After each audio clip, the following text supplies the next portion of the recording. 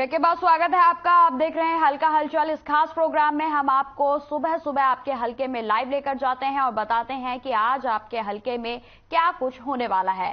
तो हमारे साथ हमारे संवाददाता अलग अलग जगहों से जुड़ चुके हैं, जहां से सबसे पहले आपको बताते चले कि फरीदाबाद से मोनू पांचाल जुड़ चुके हैं, प्रवीण आहूजा जुड़ चुके हैं पलवल से, और वहीं कलानवली से संवाददाता जगदीश प्रजापति हमारे साथ जुड़ चुके हैं। तो सबसे पहले रुक करते हैं प्रवीण आहूजा का कि आज जानते हैं सबसे पहले कि पलवल में क्या कुछ खास रहने वाला है।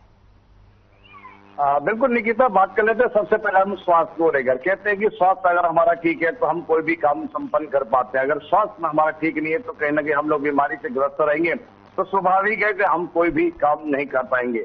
जिले में इस समय गलघोटू बीमारी को लेकर इस समय पूरे जिले में हड़कंप मच चुका है। वहीं अक्टूबर महीने की बात कर लेते हैं कि 3 बच्चों की मौत भी हो चुकी है, जो कि एक बहुत बड़ा चिंता का विषय हम सभी के लिए बन चुका है, खास करके प्रशासन के लिए।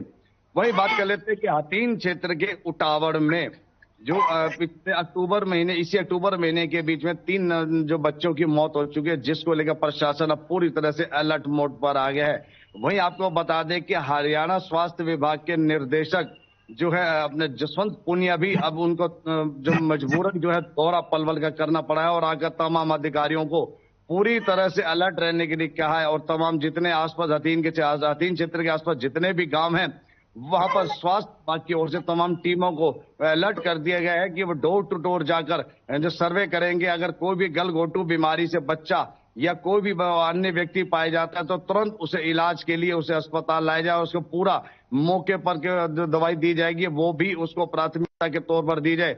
वही सबसे बड़ी बात है कि इस बीमारी से जो 3 जो मौत हुई है, उसको लेकर प्रशासन में भी पूरा हड़कंप मच गया है। सबसे बड़ी बात है कि प्रशासन को जब इस बीमारी की जानकारी मिली तो प्रशासन ने देखा कि ये कमी कहां से निकल रही है, तो उन्होंने जब पूरी टीमें लगाई है, डोर टू डोर जाके सर्वे कराया, तो देखने में पाया गया कि वहां पर गंदगी के माहौल के कारण, गंदे पानी पीने के कारण इस तरह की बीमारियां उत्पन्न हो रही है, जो कि 60 वर्ष से ऊपर और 11 वर्ष से नीचे तक के बच्चों को सबसे पहले ये बीमारी जो ग्रस्त कर लेती है। वहीं पलवल के जिला सर्जन डॉक्टर नरेश गर्ग ने जानकारी देते हुए बताया कि स्थिति हालांकि काफी गंभीर बनी हुई है और 3 केस संदिग्ध है और 10 बच्चों की इस बीमारी को लेकर पुष्टि भी हो चुकी है।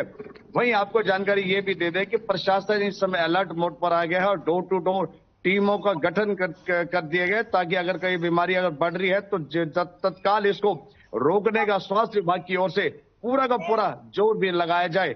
वहीं जब इसके जो निर्देशक, उनका भी पलवल आने का मुख्य मकसद था, जब उनको जानकारी मिली कि स्थिति इतनी विकराल होगी तो उनका पहुंचने पर सबसे बड़ी अधिकारियों को यह भी कहा गया है कि किसी प्रकार की ना तो दवाई की कमी रहने दी जाएगी, ना ही स्वास्थ्य विभाग से कुछ सेवाओं में कमी रहने दी जाएगी, जिसको लेकर तत्काल प्रभाव से सख्त आदेश भी जारी करे गए हैं कि ऐसी बीमारी को रोकने के लिए स्वास्थ्य विभाग के साथ तमाम लोगों को अब मदद करना जरूरी हो गया है, क्योंकि बीमारी अगर बढ़ जाती है तो उसको कंट्रोल करना हम सभी के लिए बेहद जरूरी हो जाता है। अगर स्थिति विकराल हो जाएगी तो हम सबके लिए नुकसानदायक भी होगा, जिसको लेकर प्रशासन ने एडवाइजरी भी जारी कर दी है कि तमाम आसपास जहां क्षेत्रों में आप रह रहे हैं वह गंदगी से बचे। अगर गंदा पानी है तो उसका सेवन बिल्कुल भी ना करें, क्योंकि गंदे पानी के सेवन से जो है ये बीमारी उत्पन्न होती है। हमें डॉक्टर नरेश गर्ग का ये भी कहना है कि आप अपने खान पान का तो सबसे पहले ध्यान रखें और आसपास क्षेत्र में जो है गंदगी है उससे तो दूर बने ही रहें।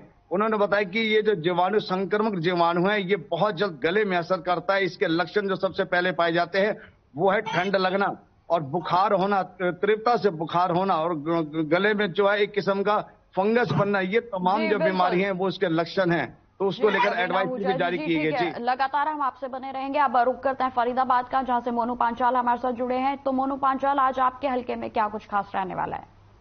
सोनिया, फरीदाबाद की बात की जाए तो फरीदाबाद में सबसे ज्यादा जिस तरीके से सरकार की तरफ से जो पेपर देने के लिए पहुंच रहे हैं, यानी सीईटी की जो पेपर यानी टी ग्रुप के जो पेपर चल रहे हैं, तो इसको लेकर के यहाँ पर तमाम जो परीक्षार्थी हैं वो यहाँ पर पहुंच रहे हैं। और व्यवस्थाओं की बात की जाए तो व्यवस्था बिल्कुल पूरी तरीके से दुरुस्त यहाँ पर की गई है। चाहे वो ट्रैफिक की बात की जाए तो ट्रैफिक को लेकर के तमाम तरीके यहाँ पर व्यवस्थाएं की गई है। तमाम पुलिस जो है वो अलग से लगाई गई है। तो यहाँ पर व्यवस्थाओं को लेकर के बात की जाए, जिस तरीके से जो परीक्षार्थी जो जिस पॉइंट पर पहुंच रहे, केंद्र पर पहुंच रहे, उस केंद्र पर भी पूरी पुलिस की जो है सुरक्षा और व्यवस्थाओं को लेकर के यहाँ पर भी जो है पूरी तरीके से सचेत नजर आ रही है। क्योंकि जिस तरीके से क्योंकि सरकार की तरफ से जो है एक आदेश दिया गया है कि किसी तरीके से जो परीक्षार्थी जो पेपर देने के लिए यहाँ पर आ रहे हैं वो किसी तरीके का कोई इंस्ट्रूमेंट अपने पास साथ लेकर ना आए, चाहे वो मोबाइल हो, चाहे वो पेन हो, चाहे पेंसिल हो, चाहे वो पेपर हो। तो इसको लेकर के किस तरीके से जो बगैर पेपर का जो पेपर होता है उसको लेकर के भी, यानी कि सारे इंस्ट्रूमेंट जो भी जो पेपर देने के जो इंस्ट्रूमेंट है वो सारे अंदर मिलेगा, अंदर ही पेपर वॉल पेपर मिलेगा। तो तमाम चीजें जो है यहाँ पर मैं आपको बता दूं, मॉनिटरिंग के लिए भी जो है यहाँ पर चेकिंग जो है वो व्यवस्था यहाँ पर की गई है। किसी तरीके की कोई पेपर लीक ना हो, किसी तरीके की परीक्षार्थियों पर किसी तरीके का कोई अभाव यहाँ पर ना हो, तो इसको लेकर के यहाँ पर पूरी व्यवस्था यहाँ पर की गई है। वही ट्रैफिक की बात की जाए तो ट्रैफिक को लेकर के भी तमाम पुलिस जो है अधिकारी मौके पर जायजा लेते हुए नजर आ रही, किसी तरीके की कोई व्यवस्था में कोई चूक ना हो। सोनिया, उसके साथ ही मैं आपको बता दूं कि यहाँ पर देखा जा रहा है कि जो क्राइम को रोकने के लिए यहाँ पर ऑटो पर जो है नंबर प्लेट पांचाल जी, आप हमारे साथ बने रहिए। फिलहाल कलावली का भी रुख कर लेते हैं। तो कलावली में आज कुछ क्या खास रहने वाला है?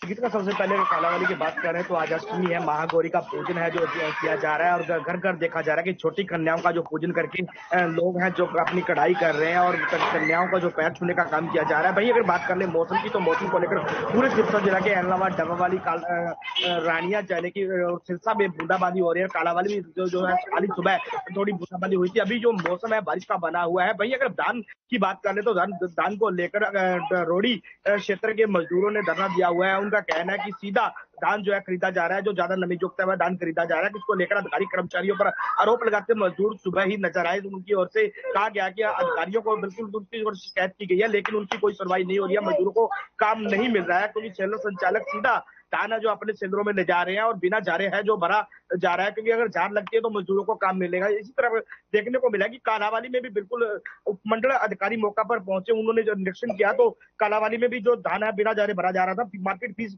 जिसकी चोरी की जा रही है, बिना मार्केट फीस के सीधा धान जो है सेलर संचालक खरीदते नजर आ रहे हैं। भैया अगर बात कर ले क्राइम की तो क्राइम दिन प्रतिदिन बढ़ता जा रहा है।